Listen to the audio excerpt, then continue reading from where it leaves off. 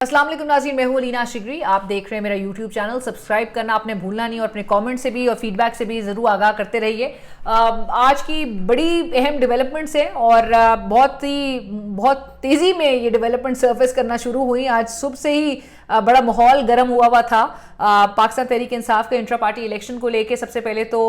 जो election commission of Pakistan ने फैसला महफूज किया है 5 रुकनी उनके कमीशन ने, और वो फैसला कब तक मुतवक्के है, क्योंकि हर गुजरते लम्हे के साथ ये परेशानी पाकिस्तान तहरीक इंसाफ को ज़रूर लायक है कि अब द क्लॉक इज टिकिंग। जो इंतखाबी शेड्यूल जारी हुआ है उसके मुताबिक 22 दिसंबर तक कागजात नामजदगी जो है वो जमा करवानी है, और जिसके लिए उन्होंने मशावरत भी करनी है। तो उस पर आज ज़रूर ज़रा बातचीत होगी, क्योंकि वो जो फैसला महफूज इलेक्शन कमीशन ऑफ पाकिस्तान ने किया है अगले 24 से 48 घंटों में जो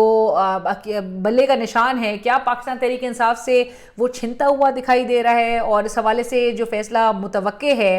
क्या फैसला हो सकता है, किस किस्म के जो चैलेंजेस का सामना पाकिस्तान तहरीक इंसाफ को एट द मोमेंट करना पड़ रहा है, उसका जिक्र होगा। दूसरा ये कि वही इलेक्शन कमीशन जिसने फैसला सुनाना है उसी के सरबराह के हवाले से पाकिस्तान तहरीक इंसाफ बड़े तवातुर के साथ इल्ज़ाम आयद करती आई है, एलिगेशंस आयद कर रही है कि उनका जो चीफ इलेक्शन कमिश्नर है सिकंदर सुल्तान राजा साहब, उनका रवैया जानिबदाराना है। पाकिस्तान तहरीक इंसाफ के हवाले से वो एक बायस रखते हैं, और चूंकि उनके इदारे ने उनकी सोल रिस्पॉन्सिबिलिटी ये है कि वो इलेक्शंस के इनकाद से कबल एक फ्री फेयर ट्रांसपेरेंट इलेक्शंस को यकीनी बनाने के लिए एक वो लेवल प्लेइंग फील्ड का माहौल भी ज़रूर बनाएं, यकसा मौके तमाम सियासी जमातों को। ये मुतालबा जोर पकड़ता हुआ दिखाई दे रहा है। उसमें सिर्फ अब तहरीक इंसाफ ही नहीं, लेकिन उसी हवाले से दीगर सियासी जमात भी, माँ सिवाय एक जमात के, लेकिन दीगर सियासी जमातों का भी यही मुतालबा कमोबेश नजर आ रहा था, और बड़े आउटराइटली एलिगेशंस आयद किए जा रहे थे इलेक्शन कमीशन ऑफ पाकिस्तान और निगरां हुकूमत के हवाले से। सो उस इलेक्शन कमीशन ऑफ पाकिस्तान में अब सिर्फ पाकिस्तान तहरीक इंसाफ नहीं एतराज़ उठाती हुई दिखाई दे रही है। अब वकला मुल्क भर के जो वकला तंजीमें हैं उन्होंने अपनी आवाज़ मिला ली है, हम आवाज़ हो गए अब उन सियासी जमातों के साथ, और वो कहते हैं पाकिस्तान बार काउंसिल और सुप्रीम कोर्ट बार एसोसिएशन ही सिर्फ नहीं, लेकिन मुल्क भर की, like I said, Punjab bar council भी उसमें शामिल है, सिंध की भी हाई कोर्ट बार जो है इसमें शामिल हो चुकी है, और एतराज़ात जो सीरियस जो रिजर्वेशंस हैं, तहफ़्फ़ुज़ात हैं, कंसर्न्स हैं चीफ इलेक्शन कमिश्नर को लेकर वो आयद किए गए हैं। वो क्या है एतराज़ात, उस हवाले से ज़रूर बात होगी, और ऐसे वक्त में ये टाइमिंग क्योंकि इसकी बड़ी इंपॉर्टेंट है उस पर भी बातचीत होगी आज। और तीसरा, उसी इलेक्शन कमीशन ऑफ पाकिस्तान से मुतालिक तीसरी अहम खबर ये थी कि इलेक्शन कमीशन ऑफ पाकिस्तान, चूंकि चीफ इलेक्शन कमिश्नर एक तरफ तो डट गए हैं इन एलिगेशंस का सामना भी करते हुए, लेकिन कब तक वो डटे रहेंगे ये भी एक बहुत बड़ा सवाल है। अहद चीमा साहब जो कि निगरां हुकूमत में मुशीर रहे, उससे पहले पीडीएम की इत्तेहादी हुकूमत में भी आप काबीना का हिस्सा रहे, उससे पहले बड़े डिफरेंट पोजीशंस पे आप फाइज रहे, शहबाज शरीफ साहब की और नून लीग की हुकूमत में बड़े अहम ओहदों पर फाइज रहे। सो अहद चीमा साहब, और सिर्फ अहद चीमा साहब नहीं लेकिन दीगर 2-4 नामों के हवाले से बड़ी सख्त रिजर्वेशंस का इजहार किया जा रहा था कि वो केयर टेकर कैबिनेट का हिस्सा हैं। आज बहरहाल इलेक्शन कमीशन ने अहद चीमा साहब को ओहदे से हटाने का हुक्म जारी कर दिया, और ये कहा कि वो इंतखाबात पर असरअंदाज हो सकते हैं। सो इतनी सीरियस एलिगेशन, लेकिन अगेन इसकी टाइमिंग बड़ी इंपॉर्टेंट है, क्योंकि 4 माह तक अहद चीमा साहब जो कि केयर टेकर गवर्नमेंट का हिस्सा रहे और जो बहरहाल फैसले करते रहे, तो ये 4 माह बाद इलेक्शन कमीशन ऑफ पाकिस्तान को कैसे याद आया कि अहद चीमा साहब असरअंदाज हो सकते हैं इलेक्शंस पर। सो इनका घर जाना बड़ा ज़रूरी है, क्योंकि अब तो सिर्फ और सिर्फ 52 दिन रह गए हैं, लेकिन इलेक्शन कमीशन ऑफ पाकिस्तान समझ रहा है कि वो 52 दिन बहुत ज़्यादा एक अरसा है, और चूंकि वो इम्पैक्ट कर सकते हैं इलेक्शंस को, सो लिहाजा he has to go home. So ये 3 अहम खबरें थी, और सबसे पहले शुरू करते हैं पाकिस्तान तहरीक इंसाफ के इंट्रा पार्टी इलेक्शन से मुतालिक। 2 दिसंबर को इंट्रा पार्टी इलेक्शन करवा लिया गया। इलेक्शन कमीशन ऑफ पाकिस्तान का जो ऑर्डर सामने आया, उसको बोला गया कि जी गैर आइनी है, गैर कानूनी है, लेकिन बावजूद उसके आपने पाकिस्तान तहरीक इंसाफ ने कंसीड किया वो ऑर्डर, और इलेक्शंस कंडक्ट करवा लिए 2 दिसंबर को। उस इलेक्शंस को लेके इलेक्शन कमीशन ऑफ पाकिस्तान ने, चूंकि उनके पहले के इलेक्शन भी जो 9 जून 2022 के थे, और ऑल्दो कि verbally election commission of Pakistan की जानिब से इस साल अगस्त में भी उस पर उसको कन्वे किया गया कि ये वैलिड हैं ये इलेक्शंस, और verbally election commission of Pakistan के ऑफिशियल्स ने ये कन्वे किया था पाकिस्तान तहरीक इंसाफ को कि ये जो है एक्सेप्टेबल हैं और वैलिड हैं उनके इंट्रा पार्टी इलेक्शंस, लेकिन अचानक से एक यू टर्न देखा जा रहा है इलेक्शन कमीशन ऑफ पाकिस्तान की जानिब से और इलेक्शन से चंद रोज कबल ही उनको इस तरह की पेचीदगियों में उलझाया जा रहा है और इतने बारीक बीनी से उनके इलेक्शंस का जायजा लिया जा रहा है, उनके पार्टी इलेक्शंस का, जो कि आज से पहले किसी शायद पाकिस्तान की तारीख में किसी भी सियासी जमात के इलेक्शंस को इतना क्लोजली, इतना डिटेल में स्क्रूटनी प्रोसेस से नहीं गुजारा होगा जितना पाकिस्तान तहरीक इंसाफ के इंट्रा पार्टी इलेक्शंस को माइक्रोस्कोप से देखा जा रहा है। और अब जो है पाकिस्तान तहरीक इंसाफ को जो 40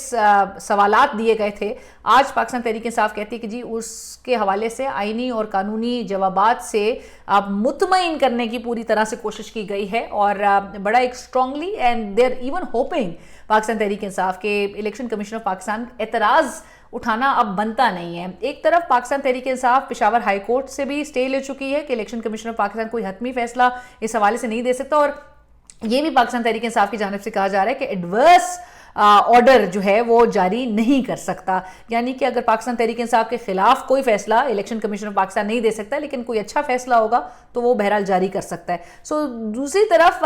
बल्ले का निशान, अब एक पार्टी का जो इलेक्शन सिंबल है, जाहिर है जिस तरह से पाकिस्तान तहरीक इंसाफ इस वक्त मासेस में, अवाम में पेनिट्रेट कर चुकी है, जिस हद तक मकबूलियत पाकिस्तान तहरीक इंसाफ बतौर जमात और इमरान खान साहब बतौर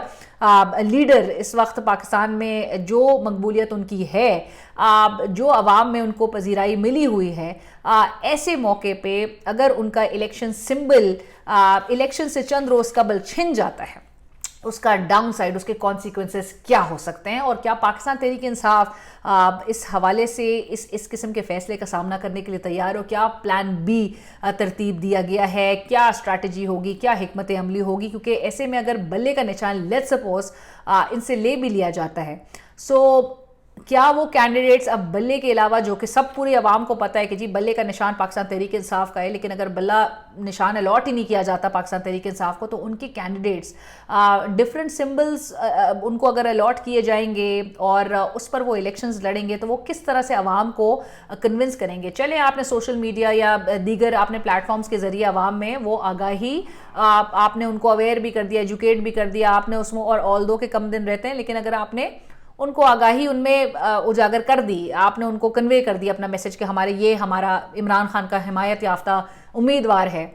लेकिन आप क्या गारंटी है कि क्योंकि पार्टी ऑब्वियसली रूल्स जो है, पार्टी डिसीजंस उस पर बाइंडिंग नहीं होंगे, इंडिपेंडेंट कैंडिडेट की हैसियत से अगर वो आज़ाद कैपेसिटी में इलेक्शंस लड़ेगा, डिफरेंट सिंबल पे लड़ेगा, आवाम को वो कह के ये वोट ज़रूर ले सकता है, लेकिन उसके बाद हॉर्स ट्रेडिंग का एलिमेंट भी आप रूल आउट नहीं कर सकते कि उस पर या वो दबाव का भी शिकार हो सकता है, वो किसी जमात का हिस्सा बन सकता है, उस पर ऑब्वियसली किसी पार्टी का रूल तो उसका तो इतलाक होता हुआ दिखाई नहीं देगा। सो ये बड़े कॉम्प्लिकेशंस हैं जो कि इवन आगे भी फोर्सी किए जा रहे हैं। इंतखाबी शेड्यूल आ चुका है और अब हर दिन जो है वो बड़ा कैलकुलेटेड चल रहा है। सो ऐसे में Pakistan Tehreek Insaf is still stuck with the election symbol matter, और इंट्रा पार्टी इलेक्शंस अगर दोबारा कराने का हुक्म दिया जाता है तो क्या मामलात इनके हाथ से निकल जाएंगे? साइमल्टेनियसली हम आज ये भी देख रहे हैं कि वही इलेक्शन कमीशन ऑफ पाकिस्तान जिसके हवाले से लाइक आई सेड अर्लियर कि पाकिस्तान तहरीक इंसाफ को तो रिजर्वेशंस थी कि उनके जो चीफ इलेक्शन कमिश्नर हैं उनका रवैया बायस है, जानिबदाराना है, और पाकिस्तान तहरीक इंसाफ के साथ ही एक वो रवैया अडॉप्ट किया हुआ है। हर इमरान खान साहब से मुतालिक जो है आपको पता है उनको डिस्क्वालीफाई भी किया गया है इलेक्शन कमीशन ऑफ पाकिस्तान की जानिब से 63(1)(p) के तहत। और ऐसे में आज हैरानकुन तौर पे तमाम जो वकला तंजीमें हैं मुल्क भर की, supreme court bar association, Pakistan bar council, इन्होंने सबसे पहले तो प्रेस रिलीज जारी की और सीरियस एलिगेशंस आयद की गई हैं, चूँकि वो समझते हैं बुनियादी जो उनका जो नुक्ता है वो यही है कि मुल्क भर में इस वक्त फ्री फेयर ट्रांसपेरेंट इलेक्शंस का इनेकाद होना चाहिए। और उस हवाले से एक जो ग्रोइंग परसेप्शन है वो ये है कि मामला जो हैं कुछ डीलिमिटेशन से भी मुतालिक, और ये भी कहा गया पाकिस्तान बार काउंसिल की जानिब से तो अपनी प्रेस रिलीज़ में कि जो डीलिमिटेशन से मुतालिक वो कह रहे हैं कि एलोकेशंस ऑफ सीट्स जो हैं, 2 सीट्स नेशनल असम्बली की जो कि वो कहते हैं कि चीफ इलेक्शन कमिश्नर के ही जो आबाई हल्का है, आबाई जो जिला है झेलम, जो कि उनका आबाई जिला नहीं है, वो बेरा सरगोदा से डिस्ट्रिक्ट से ताल्लुक रखते हैं चीफ इलेक्शन कमिश्नर। सो उसमें 2 सीटें ऐड कर दी गई हैं, अलॉट कर दी गई। और ऑल्दो के झेलम की आपको पता है कि 2 ही सीट्स एलोकेटेड हैं झेलम को, लेकिन उनका ये एतराज़ था और बहरहाल इस एतराज़ के हवाले से पाकिस्तान बार काउंसिल का भी मौक़िफ़ सामने आया। वो समझते हैं कि ये शायद एक कोई टाइपोग्राफी हो गई है, गलती से लिख दिया गया है, लेकिन ये एक मेजर एरर नज़र आ रहा है। आप एलिगेशन आयद कर रहे हैं और एलिगेशन भी आपके अगर दुरुस्त ना नज़र आए, सो बहरहाल ये एक बड़ा सीरियस कंसर्न है। लेकिन साथ साथ रावलपिंडी की भी डिस्ट्रिक्ट का हवाला दिया गया और हाफिजाबाद, और जिस तरह मैं बताई थी कि झेलम की डिस्ट्रिक्ट के हवाले से। और ऑल्दो कि हमारी बात हुई है इवन दीगर जो डीलिमिटेशंस के हवाले से जो एक्सपर्ट्स हैं और जो इलेक्शन के पूरे प्रोसेस को प्रायर मॉनिटर कर रहे होते हैं, उन एक्सपर्ट्स से जब हमारी बात हुई तो उन्होंने बताया कि बड़ी सीरियस डिस्क्रिपेंसीज जो है वो मौजूद हैं इस डीलिमिटेशंस को लेके। आपको याद होगा गार्डियन की स्टोरी भी थी जिसमें तकरीबन कहा गया था कि 1300 से ज़ायद जो है ऑब्जेक्शंस पूरे मुल्क भर से डीलिमिटेशंस पे वो आ चुके हैं, लेकिन उसको नज़रअंदाज के माहिरीन से हमारी बात हुई तो उन्होंने हैरानकुन फिगर्स हमें पेश बताए और बताया कि किस तरह से मुल्क भर में 100 से ज़ायद कॉन्स्टिट्यूंसी यानी कि हल्कों में डिस्क्रिपेंसीज हैं। साथ साथ ये भी बताया कि जैसे झेलम में 78% आबादी को रजिस्टर्ड वोटर्स जो है वो करार दे दिया गया है। इसी तरह दीगर आपको 75% झेलम में और 78% के करीब मरी में बताया जा रहा है कि जी रजिस्टर्ड वोटर्स हैं। साथ साथ ये भी कि 1 करोड़ जो 60 लाख 1 करोड़ 60 लाख मिसिंग वोटर्स के तौर पे उसकी निशानदेही हुई है, यानी कि 16 मिलियन के मिसिंग वोटर्स जो है वो नंबर, ये एक फिगर सामने आया है विच इज़ वेरी अलार्मिंग। ये और इस पर कोई भी अभी तक जो है ना नोटिस कोई दिया जा रहा है, कोई बोलने वाला या कोई ऐसा फोरम नहीं है कि जहां पर जो है वो लीगल रेमेडी इस बात की वो सामने आती हुई दिखाई दी है। 16 मिलियन 1 करोड़ 60 लाख आपके मिसिंग वोटर्स हैं। आप 52 दिन में इलेक्शंस में जा रहे हैं। ये इम्पैक्ट इसका क्या, ये असरअंदाज इलेक्शंस पर नहीं हो सकता। पर इलेक्शन कमीशन ऑफ पाकिस्तान को एक ब्लैंकेट कवर देना कि वही तमाम इख्तियारात रखते हैं और वही फैसले करेंगे, लेकिन इस हद तक मुतनाज़ा अगर मामलात नजर आए इलेक्शन से कबल, सो इस इंतखाबी अमल को ही मुतनाज़ा बनते हुए हम पहले ही देख रहे हैं, क्योंकि सुप्रीम कोर्ट का फैसला सामने आ गया था। लाहौर हाई कोर्ट के उस फैसले को कलअदम करार दिया गया और इलेक्शन कमीशन ऑफ पाकिस्तान को बहरहाल चाहे वो डीलिमिटेशंस का मामला हो, चाहे वो DROs, ROs, AROs की तैनाती का मामला हो, इलेक्शन कमीशन ऑफ पाकिस्तान को ऐसा ब्लैंकेट कवर जो है वो दिया गया है और जिस तरह से उनके तमाम इकदामात को वैलिडेट किया गया है अदालत उज़्मा की जानिब से, so naturally chief election commissioner का इस बात पर तो मेरे एतराज़ात के बावजूद डट जाना बनता था। और जो लेकिन इस वक्त जो एक स्पिन इन द टेल कहे उसको, जो अनफोल्ड होता हुआ दिखाई दे रहा है, जो एतराज़ात की मैं बात कर रही हूँ, क्योंकि अब बार्स भी कह रही हैं कि इनको घर जाना है। सो इनकी प्रेजेंस में, इनके होते हुए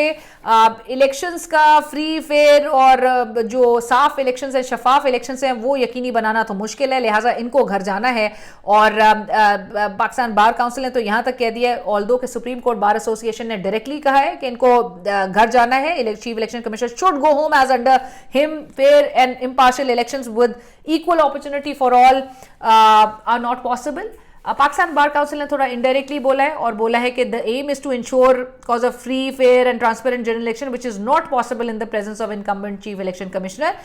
एज इट सीम्स, यानी कि बज़ाहिर लगता है he has different codes for every political party और इंडिविजुअल, यानी कि वो डिफरेंट अदालतें लगा रहे हैं दीगर जमातों के हवाले से और रवैया। लेकिन अगेन एतराज़ात अब क्यों उठाए जा रहे हैं, किसके कहने पे उठाए जा रहे हैं, सब कुछ इतनी देर से ही क्यों याद आ रहा है? सो इस पर एलिगेशन ज़रूर आयद होंगी। चीफ इलेक्शन कमिश्नर के पीछे जो है वो चीफ जस्टिस साहब नज़र आ रहे हैं, लेकिन ये जो बार्स हैं इनके पीछे कौन है, ये सवाल ज़रूर आयद होगा, ये सवाल ज़रूर आने वाले दिनों में भी रेज होगा। और वो किसकी ईमा पे ये कर रहे हैं, कौन इलेक्शन में डिले चाहता है, कौन उसका बेनिफिशियरी होगा, क्योंकि पाकिस्तान तहरीक इंसाफ और अली जफर साहब ने अब से कुछ देर पहले कहा है वो ये मुतालबा बिल्कुल नहीं कर रहे हैं, क्योंकि इससे पूरा इलेक्शन का प्रोसेस जो है वो अफेक्ट हो सकता है और इलेक्शंस का डिले पाकिस्तान तहरीक इंसाफ बिल्कुल नहीं चाहती है। सो जहां तक ट्रांसपेरेंट और फ्री एंड फेयर इलेक्शंस का इनकाद है वहां तक तो वो साथ देते हैं इन बार्स का, लेकिन साथ साथ वो ये भी कहते हैं कि हम चीफ इलेक्शन कमिश्नर की इस वक्त उनके घर जाना उस बात को सपोर्ट नहीं करते हैं, उस मुतालबे को सपोर्ट नहीं करते हैं। लेकिन पाकिस्तान बार काउंसिल और supreme court bar association consultation के साथ वुकला तहरीक का उन्होंने इशारा दे दिया है। सो क्या वो वकला तहरीक की तरफ आगे बढ़ते हुए दिखाई देंगे? और अगेन ये किसकी ईमा पे किया जा रहा है, इसका बेनिफिशरी कौन होगा? तीसरी और आखिरी बात, आहद चीमा साहब को जो फारिग किया गया है, आहद चीमा साहब जो मुशीर निगरां हुकूमत में रहे, उनको फारिग किया गया। 21 दिसंबर को समाअत होगी। फवाद हसन फवाद साहब के भी किस्मत का फैसला हो जाएगा। 4 माह के बाद इलेक्शन कमीशन ऑफ पाकिस्तान को याद आ रहा है ये आहद चीमा साहब जितने फैसले बतौर मुशीर निगरां मुशीर कर रहे थे वो भी तमाम मुतनाज़ा होते हुए दिखाई देंगे। आहद चीमा साहब की अभी तो आपने हटा दिया ये कह कि इंतखाबात में ये असरअंदाज हो सकते हैं, लेकिन साथ साथ क्या इलेक्शन कमीशन ऑफ पाकिस्तान इस बात का भी नोटिस लेगा कि जो सरफराज बुख्ती साहब पाकिस्तान पीपल्स पार्टी में गए हैं, जबकि आपका जो आइन है वो क्लियरली ये बात कहता है कि ना केयर टेकर गवर्नमेंट का ये सेटअप का कोई मेंबर, ना ही उनके कोई relatives, immediate relatives immediate elections में पार्टिसिपेट नहीं कर सकते। बावजूद उसके इलेक्शन कमीशन ऑफ पाकिस्तान ने अब तक इस बात का नोटिस नहीं लिया है। सरफराज बुख्ती साहब, जमाल साहब, ये सारों को दीगर सियासी जमातों का रुख करना, शमूलियत इख्तियार करना इलेक्शंस कॉन्टेस्ट करने के लिए, क्या इलेक्शन कमीशन ऑफ पाकिस्तान इस पर नोटिस लेगा, जागेगा जिस तरह से उनको 4 माह बाद जागे हैं आज चीमा साहब के मामले में? सो एक पॉलिटिकल मैसेज, एक कॉमेडी ऑफ एरर्स ही है हमें बहरहाल जो नजर आ रहा है। लेकिन ऐसे में अगर चीफ इलेक्शन कमिश्नर दबाव में आके, अगरचे अभी वो कह रहे हैं कि वो दबाव में नहीं आएंगे और कोई भी फैसला किसी के दबाव में आके नहीं करेंगे, लेकिन अगर वो रिजाइन कर देते हैं आउट ऑफ प्रेशर, तो फिर किस कॉन्स्टिट्यूशनल क्राइसिस की तरफ ये मुल्क बढ़ता हुआ दिखाई देगा? हम इस नहज पे आ जाएं कि एक क्राइसिस जो है वो मुल्क में बपा हो जाए और किसी के हाथ कुछ भी ना आए, और मियां साहब जो कि बड़े तवील अरसे के बाद पाकिस्तान वापस आए हैं, उनको कहीं ये ना पूछना पड़े कि मुझे क्यों बुलाया।